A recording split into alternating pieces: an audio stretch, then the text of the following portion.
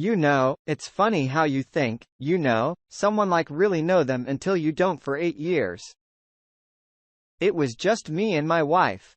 Of course, there was my son from a previous relationship, but he was just a kid, innocent and unaffected by adult issues. Our life wasn't extraordinary. We were just two people in their early 30s leading a seemingly normal existence. She worked at a construction company. I always thought it was cool. A woman in a hard hat, managing big projects. She had a certain charm about her, something that drew people in, even her boss. Apparently our home was a rented place, but it felt like ours. It was comfortable and familiar. We had a routine. She would come home from work, we'd have dinner, discuss our day, maybe watch some TV and head off to bed. Life was simple, but then it all started to change like a warm summer day, suddenly overrun with dark clouds. My wife began coming home late from work, always blaming it on the pressure of new construction projects. It didn't sit right with me, but I chose to believe her. Why wouldn't I? And then there were the clothes. She never cared much for fancy labels, always opting for comfort over style. But suddenly she was coming home with bags from upscale boutiques that wasn't like her. Not at all. But I shrugged it off thinking she wanted a change. People change. And my wife was no exception. The real kicker came with the credit card statements. We had always been cautious about our spending, never going overboard. But now there were charges for things. We didn't need clothes for men and women, extravagant restaurant bills and hotel charges. It was baffling, and deep down, I felt a wave of dread wash over me. I wanted to confront her, ask her outright what was going on. But I feared the answer. I feared that the woman I loved, the woman I married, wasn't the person I thought she was. That's when I knew I had to do something. It wasn't just about me anymore. It was about my son too. His future, his stability. It all hung in the balance.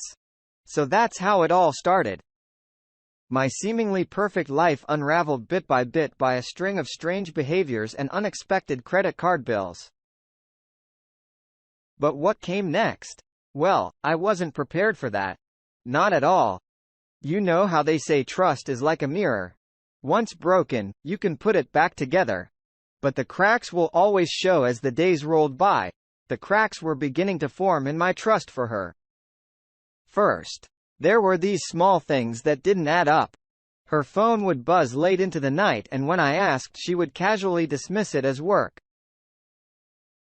I wanted to believe her, but something didn't quite line up. Then there were these unfamiliar items I found in our house, men's accessories, a watch, a tie cuff links. They were not mine, and she shrugged it off as gifts for a company raffle. It was such an odd explanation that it festered doubt in my mind. Then there was a smell, the unfamiliar scent that wasn't mine or hers.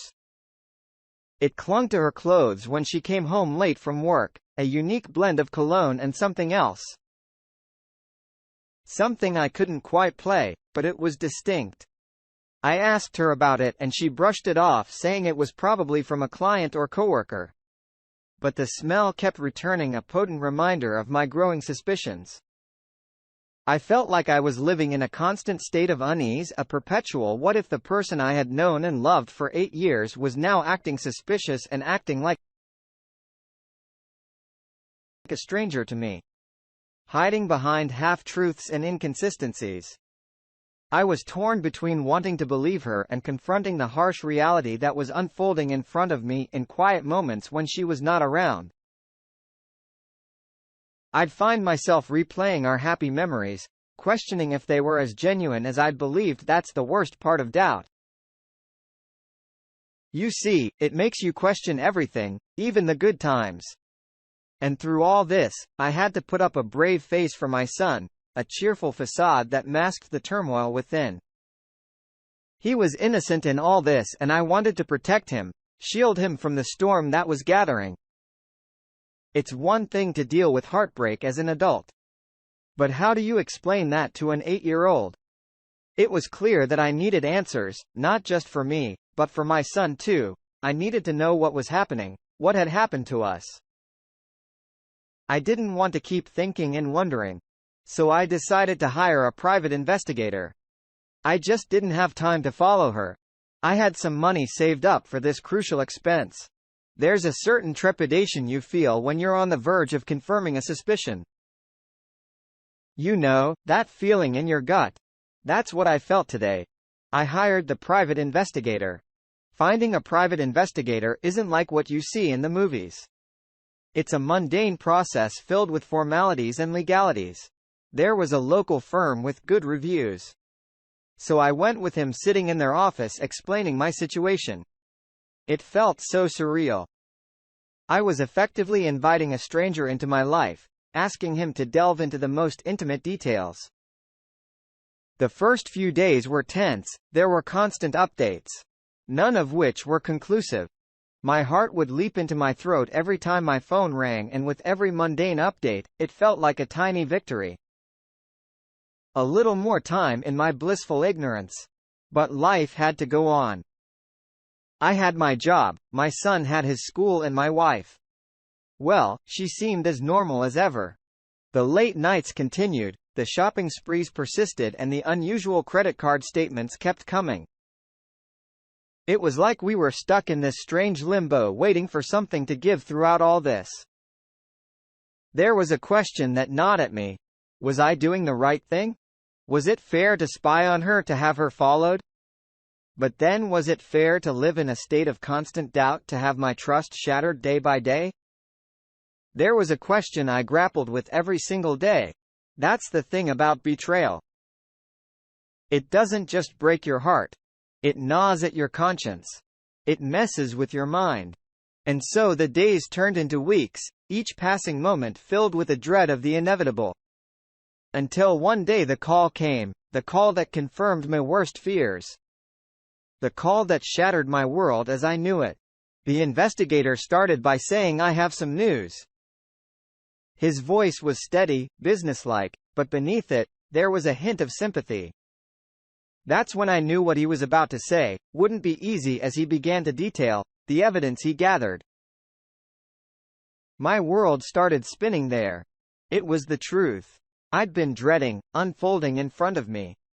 The late-night meetings, the secret rendezvous at hotels, the intimate dinners, all with her boss. The reality hit me so hard, knocking the wind out of me. But the betrayal didn't end there.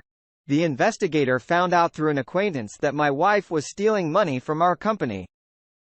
She had been funneling funds to a secret account.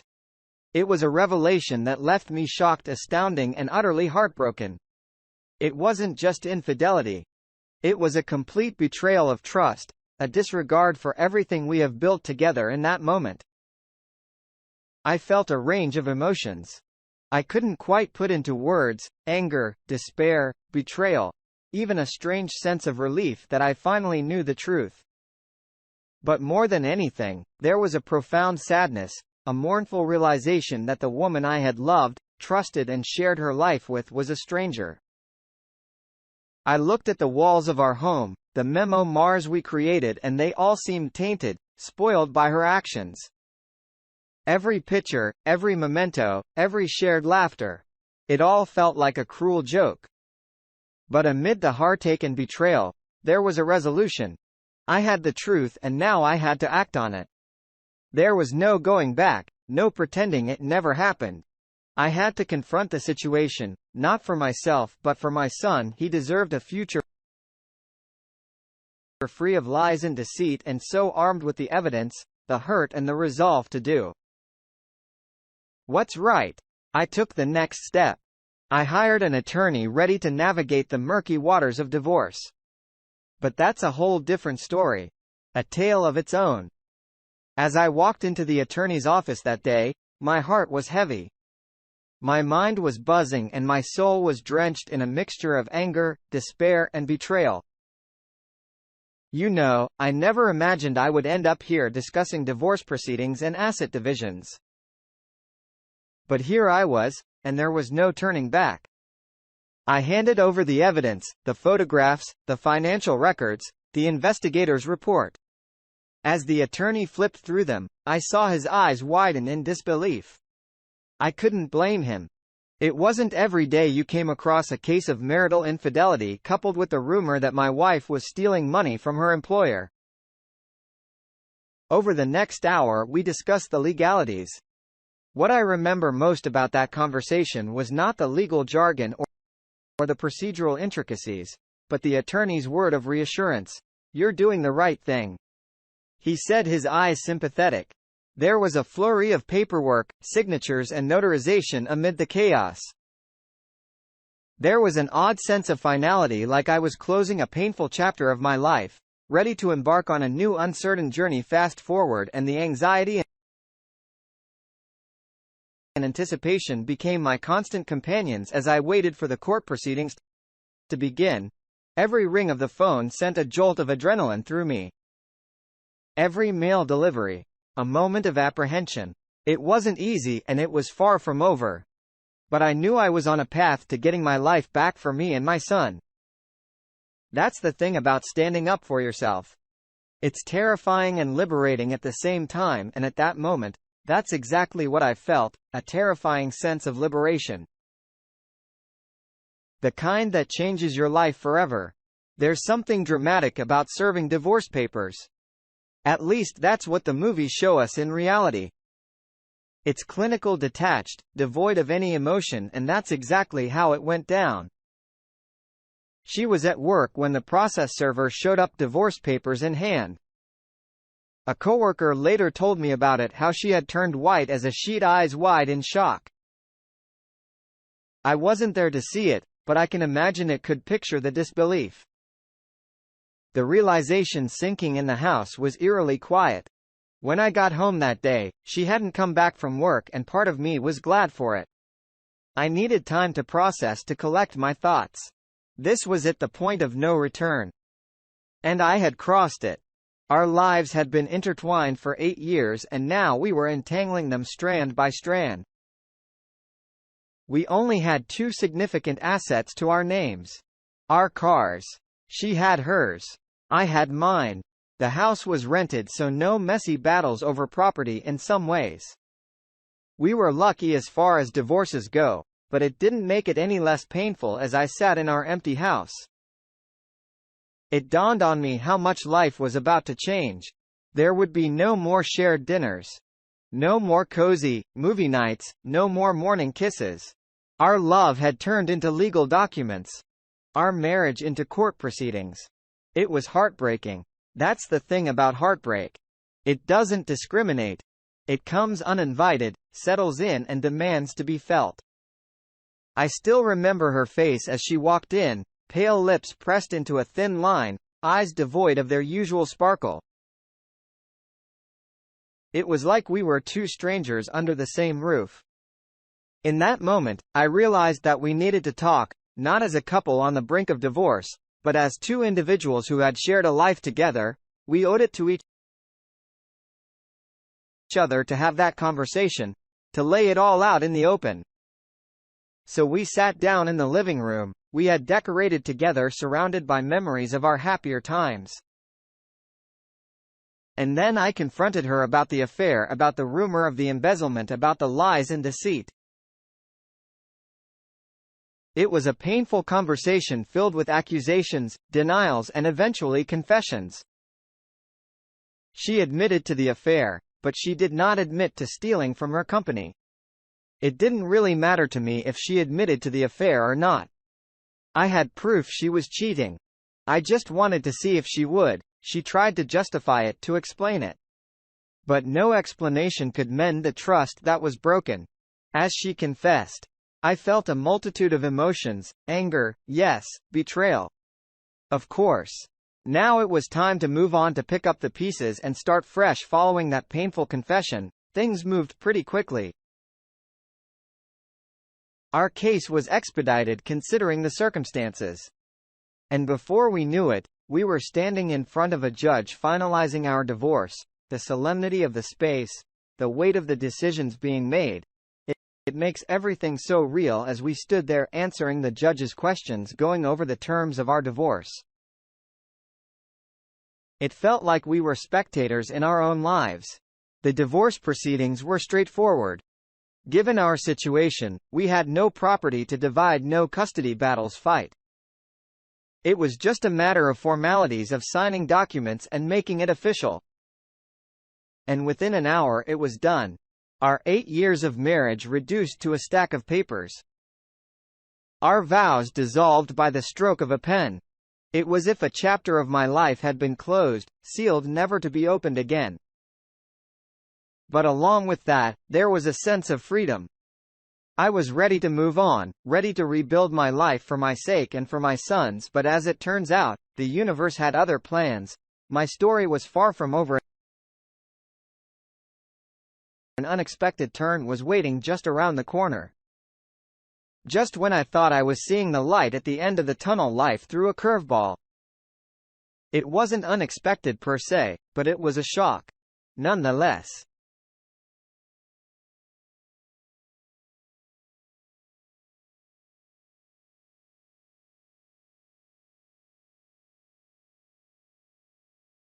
You see, after the divorce was finalized, my ex-wife's company hired a forensic accountant in the weeks that followed.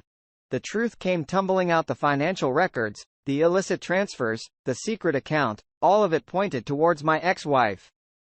The company discovered that she was a culprit behind the missing funds, to the tune of $70,000. It was a hard fact to digest, yet another layer of deceit to unravel with the evidence laid bare. The company had no choice but to press charges. Embezzlement is a serious crime and they were not about to let it slide. I received the news through an old coworker of hers. The news shook me, but there was an odd sense of poetic justice in it all. It was a whirlwind of events. After that, her arrest, the media frenzy, the court proceedings. It was like watching a soap opera unfold. Only this was real life and it was happening to me. Despite the chaos, the drama, I found myself feeling grateful for the truth. Grateful for the closure, grateful for the chance to start over. It was a bitter end to a turbulent chapter, but it was an end nonetheless. And sometimes that's all you need to begin again. As of this writing, my ex-wife's sentencing is pending. The court proceedings are ongoing and every day brings with it a new revelation, a new headline. She's tried to call me a few times from jail, but I haven't taken any of her calls. It's not out of spite or anger, but out of a need to move on, to put this chapter behind me. Our story ended the moment the truth came out, and there's no going back from that. As I navigate this new reality, I'm learning to focus on the positive. I have an amazing son who's been my rock through all this. I've learned who my true friends are. The ones who stood by me through the storm. It's been a roller coaster, no doubt, hopeful for a future, untainted by lies, hopeful for new beginnings and hopeful for the healing that lies ahead. So as I finish off my story, I do so with a heavy heart, but a clear conscience. The past may be tainting, but the future is a blank slate. After all, life is about moving forward, and that's exactly what I